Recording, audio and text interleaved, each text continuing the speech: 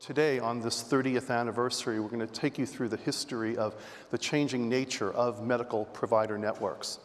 We're going to talk about the increased interest in network activity, the changing nature of outcomes that networks are delivering, and then we'll get to what's next. Where is the network community going in national workers' compensation managed care? We'll start with just some benefit trends, medical benefit trends, and this trend line was made possible, this data comes partly from CWCI, partly from our colleagues at the Insurance Rating Bureau of California. But just a couple of data points. There's been a 4.3-fold increase in medical costs between 1990 and 2017. Medical now is almost 2/3 of all benefits delivered to injured workers. There's been a flurry of activity, both in the legislature and in the administration, when it comes to encouraging managed care and network use. And there's been a significant growth in the associated costs of delivering care through networks. This is a trend line made possible by our colleagues at the Bureau that looks at ultimate medical costs between 1990 and 2017. And you'll notice two important bump points in 2002 and in 2011. Those were inflection points that just preceded some significant legislative and regulatory change when it comes to managed care as well as networks. But from end to end, we're looking at a 332% relative increase in the cost of medical care, mostly delivered by physicians, between 1990 and 2017. That activity was given a push by our legislature. In 2003, the first big change was to bolt medical care to science, to evidence-based medicine, and then to give payers the ability to extend control by encouraging network use that used to be just limited to 30 days the first month, now to the life of the claim. It was further amplified in 2013 through some additional legislation that made it a little easier to administer those networks. Approval of a network from the Division of Workers' Comp would now last for 4 years. There'd be concierge-like services to connect the injured worker to a MPN physician that was accepting patients, and it also limited the liability of the payer for treatment that was delivered outside of the MPN. It worked. That legislative intent to increase medical provider network utilization is best expressed here. This is the percentage of services in the first year of claim life that were delivered by a network physician. In 2004, it was 50%. In 2016, it was 84%. And if we were to pull back that timeline to the late 90s, that number would have been closer to about 35%. So that legislative goal of increasing network use has clearly been fulfilled. It comes at a cost, though. It costs a lot of money to design these networks, to deliver care, and our labor code, some 1,500 pages strong, plus all that new regulation from 2013 and 2003 and 2004, came with associated costs. And it's best to sort of put this into the context of how much does it cost to deliver other forms of medical benefits. Medicare is about 2% of its costs are for the administrative load. Private group health insurance, about 18%. Workers' compensation, the median value is 22%, and California, 53%. No one comes close. And I'd like to acknowledge again the Bureau for this, helpful data. Moving on to how do we carve up that expense? And when we look at medical delivery, it basically falls into two categories, the most expensive of which is medical management, medical cost containment. This is where I started in workers' compensation, and this is where you find expenses for bill review software and network access fees and utilization review and all the other things that manage the difference between the request for service and what is actually delivered. The rest are variations on litigation and attorney expenses, many of which are dealing with establishing the compensability of the injury, the severity of the injury, the necessary medical treatment, and the like. Now, the pieces of medical cost containment are basically broken up into two sections. The first is what reviews the medical bill from the physician. They have a charge, and then we have a fee schedule, and it goes through a series of steps that adjusts that medical bill to the state's acceptable price. There's also network access fees. It costs money to administer and deliver the availability of those physicians. And then the third is utilization review. And this is that discussion that reconciles what the treating physician in the network wants to do against what the state's standard of care says is appropriate to do. In 2004, utilization review was about 24%, of all medical cost containment charges. By 2016, it was more than half. So those legislative changes that we talked about earlier all came with associated costs.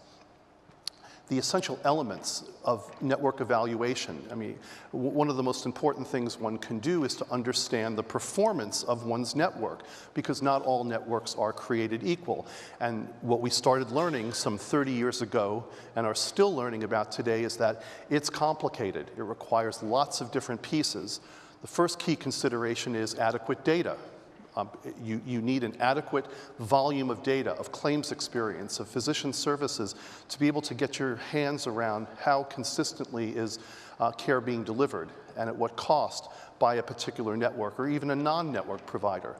The second is that classic response when a physician learns they're being reviewed, which is, wait a minute, you can't compare me against anyone else. My patients are sicker.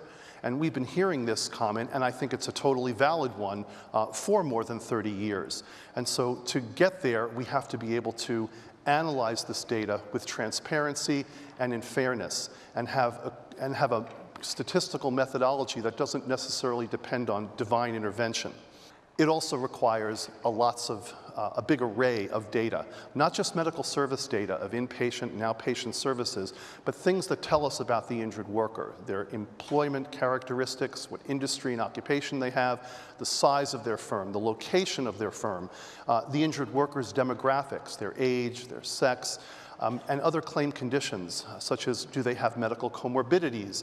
Is this claim being litigated for some reason? As well as payment transactions that tell us whether or not this claim has been running for 10 years, 5 years, or if it's pretty green. That data tells us some important things about the nature of the injuries that network and non-network providers are treating. We can take the most simplistic view by just carving up claims into two basic types. Medical-only claims where there's no lost time, and lost time claims, temporary and permanent disability. And you can see on these three basic dimensions that are key to network evaluation, there are some big differences. On average, there's about 5 unique treating providers on a lost time claim, about 2 for a medical-only. There are 68 visits typically on a lost time claim, only 11 on a medical only, and there's about 4 times as many diagnosis codes on a lost time claim than a medical only. And it's those diagnosis codes that really let us get to that physician concern that my patients are sicker. You know, and we've done a lot with those diagnosis codes because it really lets us tell the difference between treating, let's say, a medical back by Dr. A versus Dr. B. The whole concept of being able to describe that injury got a boost in 2015. And forgive me if this sounds a little nerdy, but we switched our coding system from what was called ICD-9s to ICD-10s. It gave us a lot more power, a lot more specificity, and a lot more codes to deal with that describe those injuries and illnesses. In ICD-9s, we had a choice of about 14,000 diagnoses. Now we have a choice of 70,000. A lot more detail, a lot more clarity on the nature of that injury. So at the Institute, a big part of our job is education. And a big part of that education push is our Think and Do strategy, sort of like Highlights magazine. So we thought we would give you a quick pop quiz about those diagnosis codes. This is an occupational injury. It's a short film clip. And we're going to give you a choice of 3 ICD-10 codes. We want you to pick what you think is the right code that describes this injury. Here we have an Inuit fisherman alone in the Alaskan wilderness. He's about to come into contact with an occupational injury, and we want you to know if it was frostbite, or perhaps it was a puncture wound, or perhaps it was W5621XA bitten by orca initial encounter. Okay. The folks at ICD-10 were so clever and so concerned, they actually built another ICD-9 code for the truly unlucky bitten by orca second encounter.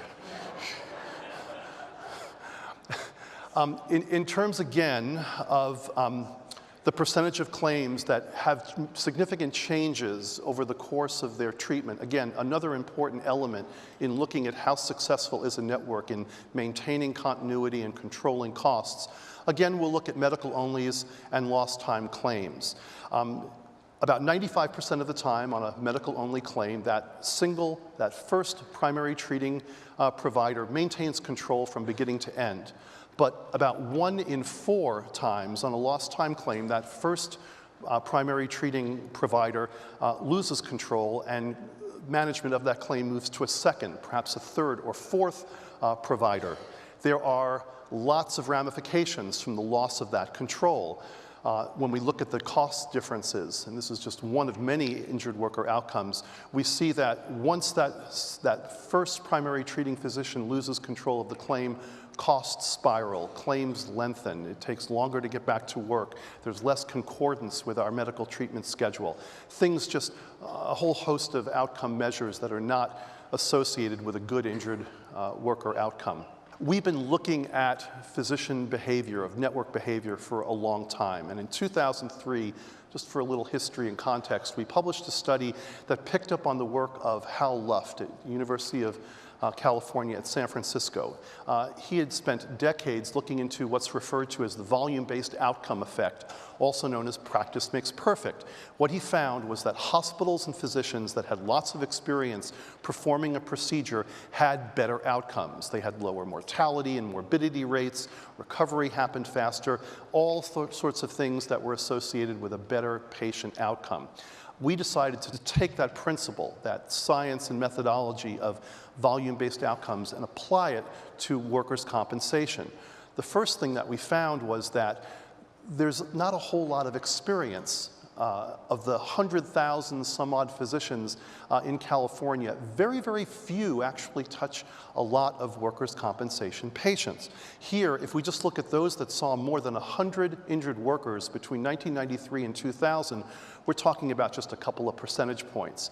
But those few physicians were busy. They saw more than half of all the workers' compensation patients, of all the injured workers. And so all that care was being concentrated in a relatively small space. When we looked at the associated outcomes, our results were very consistent with the work of Dr. Luft.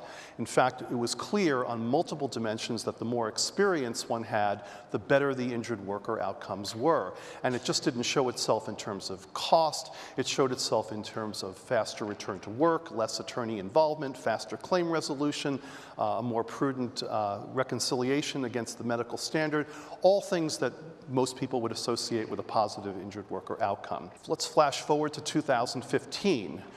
We were interested then at the pivot points as network administration and the regulations and the statutes that were wrapped around that administration went through 3 unique phases. The first phase was the PPO phase, the old school network phase before those 2003 reforms. The second was the transition period when we moved claims from PPO into NPN, and the third phase was that pure NPN, that phase where you had total control of the claim and all those other administrative support systems in play. What we found was, again, the legislative intent to increase utilization, to increase and encourage network use, succeeded. We started in the PPO era at about 55%, and by the time the NPN was fully implemented and live, we were just under 80% of all claims being managed by a primary treating provider associated with an NPN. Now, in terms of outcomes, what we were not prepared for, what I couldn't have anticipated 30 years ago when we first started measuring networks, back in the 90s and the early 2000s, when a network was almost guaranteed to provide almost 25% savings and faster return to work, we weren't prepared to find the decay in results in network delivery.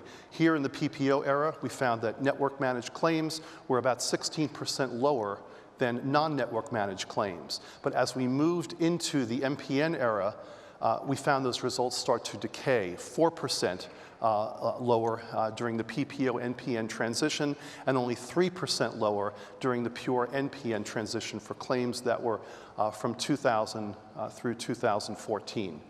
This was a surprise to us.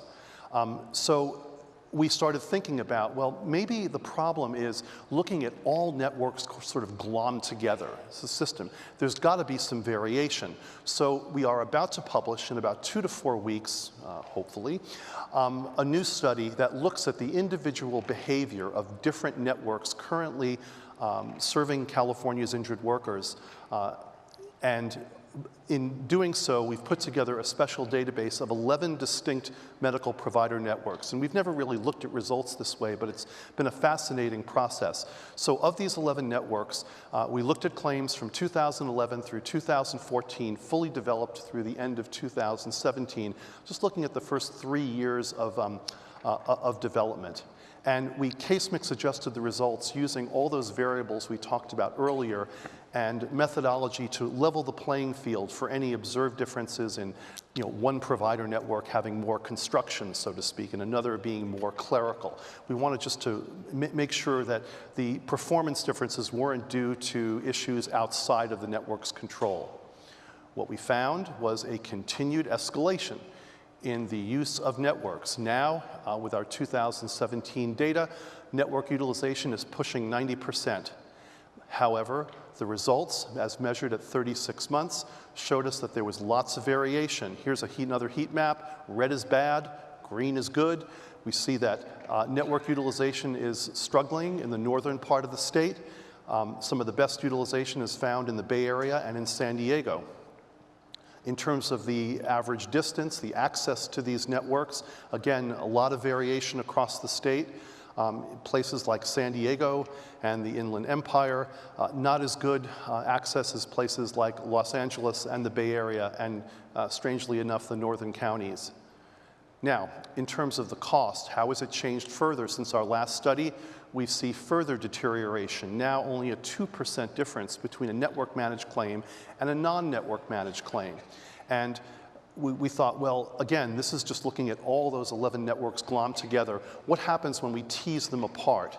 Well, the results were also very interesting. What we found was that not all networks are created equal. Of those 11 distinct networks, we had, maybe a third that were actually delivering superior savings when compared to non-network managed claims. So we had about a third of those networks really outperforming non-network managed claims on a variety of different dimensions. However, there were other networks that were significantly more expensive, had less positive outcomes for injured workers than non-network managed claims. So it's really flipped our understanding about network delivery and what we might expect from a garden variety network. Actually, what this tells us is there's no such thing as a garden variety network, that they're all really different. In terms of average medical benefits, again, there's a lot of variation across the state. Here, the highest costs, maybe to no surprise, found by the LA effect, also Orange and Inland Empire. Much stronger results found in the Central Valley as well as the Sierras.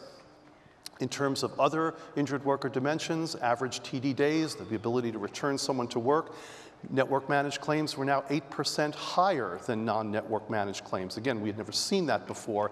And again, the variation from one network to another, expressed here in the quartiles, shows almost a 50% spread between the minimum and the maximum. There are other variables that are important to understanding how a network delivers and manages care, one of which is closure rate. How quickly can we resolve this injury and get someone back to work? MPNs in this particular study were 5% less in terms of the closure rate at the end of 3 years than non-network managed claims. There were 2% less litigation, which is good news, but the likelihood of an opioid prescription with the same market basket of injuries was actually 20% higher with an MPN. So, taking all this preliminary data together, we then turned to outpatient services. This is where most medical care is delivered by network and non-network physicians. And what we found was that there was actually higher degrees of outpatient services by fee schedule section than non-network managed claim fee schedule sections. That top line, physical medicine, it's about a 30% difference in terms of the average number of visits delivered by an NPN-managed claim as opposed to a non-NPN-managed claim. What is also interesting, at least to us, was that of network-managed claims, where the primary treating physician was a network-affiliated physician, 82% of all of those outpatient services were in fact delivered by either that network primary treater or their affiliated physicians in the network. But even a non-network managed claim, and this really goes to how large these networks have become and how interdependent they have become, almost 1 in 4 office visits by a non-network managed claim are coming from that provider's network. So the lessons learned after 30 years and our most recent study is that networks have the highest rate of use ever. We're pushing 90%. So all that regulatory and statutory effort to increase network use, it has been delivered. Next, what we've also made clear now, and we'll soon be publishing, is not all networks are created equal. There are extreme differences between the outcomes and the results and the network composition and the size of those networks from one NPN to another. And that location matters. It really does depend upon where your injured workers are, where your network providers are. Sometimes you have a choice between 2 great providers. Sometimes you have a choice between 2 not so great providers. So it really does pay to concentrate on that last and most important point, is to never forget that we have to manage our managed care systems, that we cannot just delegate something that delivers, what, about 2/3 of the 2/3 of all benefits to injured workers, and these physicians that are developing almost all of those medical benefits, these need to be observed. And it goes back to Dr. Chu's 3 points that he mentioned yesterday, the idea of leveraging and making sure we have adequate experience, that we evaluate the outcomes, and expertise. So it goes back to that volume-based outcomes approach, that the more experience you have, the more comfortable you are in working with injured workers, and the more you leverage the data and watch what is happening as your network service, the better off we will be. But we are now at a point where we can look out. The film talked about other forms of medical care delivery, the interest in universal coverage, the whole aspect of 24-hour care. All of these things are being discussed, and we've recently published a paper looking into the return of interest in 24-hour coverage. All these things depend upon some fundamental principles that workers' compensation just doesn't have, and that's shared risk. And to pull off shared risk, we need to address 2 fundamental components that work together. The provider's financial risk and the payer's savings, all within the confines of being able to deliver quality of care that can be verified and measured.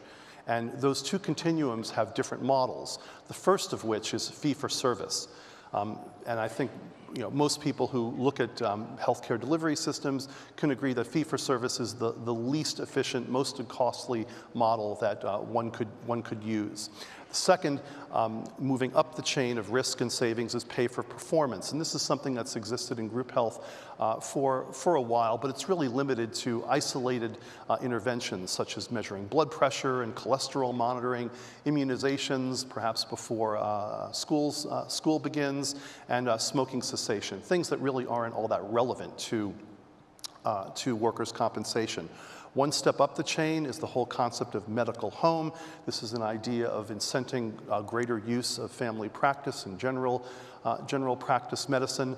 It's a very difficult thing to re-engineer and implement in workers' comp because of the mix of injuries, and there really isn't a whole lot of evidence that this has solid positive results. Moving one step up the chain in risk and savings is shared savings. The middle ground, this sort of balances between a capitation model and other forms of financial incentives for injured workers by blending fee schedules with targeted budgets. That we have to work within this amount, but we will pay continuing on a per unit basis. One step up, again, is value-based care, prospective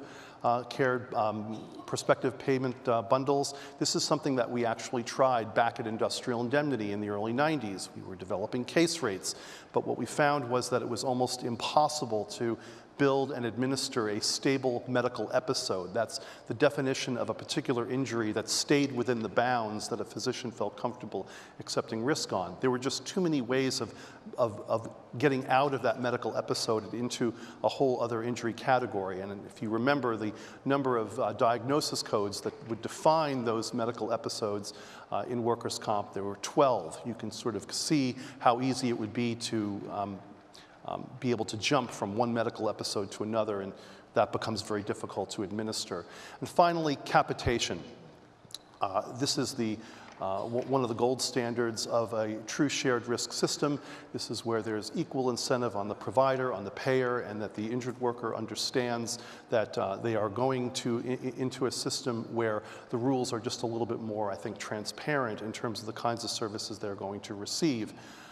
It had its origins back in the 19th century in railroad towns, at least in this country, and there's I think a great example of that in John Wayne's last movie. It was The Shootist, where Jimmy Stewart is the town doctor, and John Wayne comes to see him, and Jimmy Stewart diagnoses him with terminal cancer. And in a great example of capitation meets pain management, after diagnosing him, his medical treatment solution is to literally hand him a bottle of opium when that moment comes. So medical care obviously has come a long way from that, but it is a model of just how different these different forms of shared risk occur. Workers' compensation, at least in California and most other jurisdictions, we are still firmly at the other end of the spectrum, fee-for-service. And as we've seen in the data, we still have a long ways to go to getting our hands around finding that balance point of a optimal, well-delivered, well-integrated managed care medical provider network.